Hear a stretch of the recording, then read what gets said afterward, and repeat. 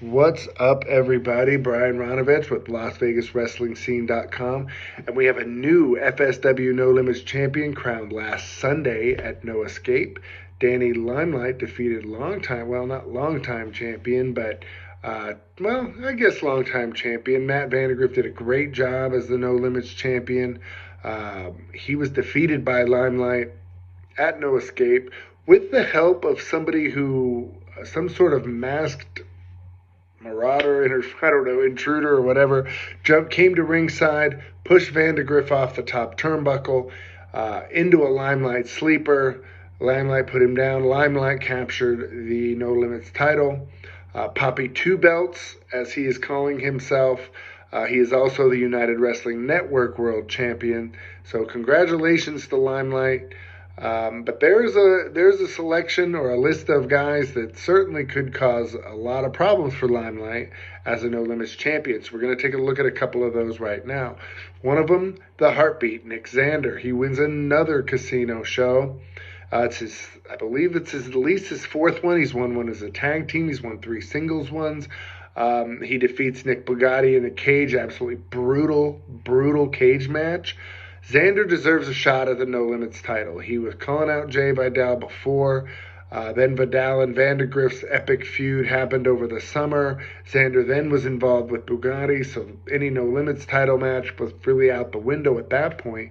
So now Xander is cleared up. Xander's schedule's clear unless there's more coming with Bugatti, which I don't think so. But Xander and Limelight is a heck of a matchup. It could be at a casino show. It could be, not sure that's really going to be would be a Mecca match, but it could be something for the anniversary in June. But Xander is a top contender for that title. Very dangerous for anybody who is the champion.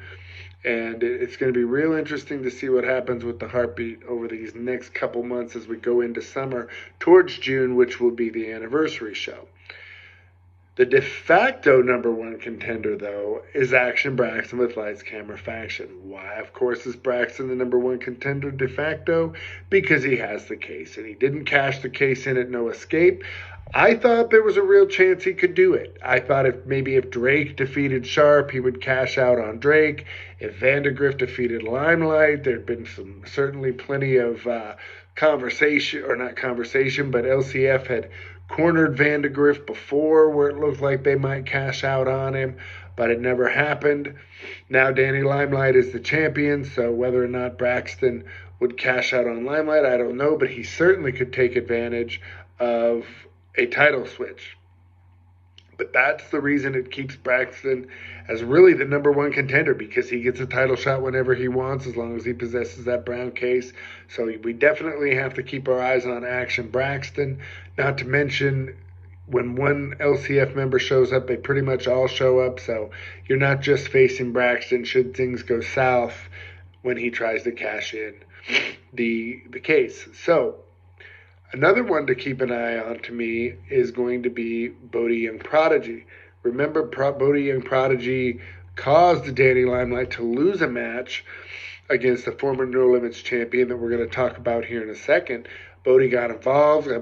He got on the ring apron, caused a roll-up. He ended up losing the match as a result, prior, of course, to him winning the No Limits title. So that could be a real interesting grudge match there, should Limelight want to face the 15-year-old Phenom. But, of course, Bodie has his hands plentiful Friday when he takes on the Ultimate Finesser, Chris Bay, and current Mecca Grand Champion. Bay, it looks to be, is going to be facing John Morrison at Mecca 9. But in the meantime, I think Bodie is somebody to keep your eye on for that No Limits title. Maybe not in the beginning of the year, but maybe by the end of the year he could be in the mix. We'll have to see. Another person that I think we got to take a peek at is Jacob Austin Young, former No Limits champion, the one that benefited from Bodie's interference. He lost to Limelight earlier in the year, got the rematch win. How about the rubber match? Let's get the third one from these two, this time for the No Limits title. Jacob Austin can beat anybody. If he's able to get this match on the ground, this could be a long night for the No Limits champ, and it could be a short reign for Danny Limelight. But we don't know. Is Jacob Austin going to be a regular in FSW? Hopefully he is, and hopefully we'll get to see this match because I think it would be a heck of a matchup. Brett the Threat is kind of a wild card here. He's a heel. FSW Brass doesn't really like to do heel versus heel, but he's somebody to consider only because he's called out Limelight on multiple occasions. So we'll see what happens there. Brett's going to be dangerous regardless, though. He could be very dangerous for Danny Limelight, although, like I said, I don't necessarily see FSW wanting to do a heel versus heel thing, although you never know. Brett's been getting more and more popular. He's almost getting a little bit too cool to boo. Who knows? But I think Brett the Threat's going to be causing plenty of problems in FSW regardless whether he ends up somehow in the No Limits division, because Brett's really not your traditional No Limits guy, but really neither is Jacob Austin Young, so I don't think Brett can be removed from the mix. Maybe you have Brett versus Jacob Austin Young. That would be a heck of a match too, if you're looking at No Limits. And Xander versus Brett, I mean, we haven't seen it in a while, so it'd be nice to maybe see those two guys again. But either way, Danny Limelight's going to have his hands full in this No Limits division. And the new No Limits champion better be ready.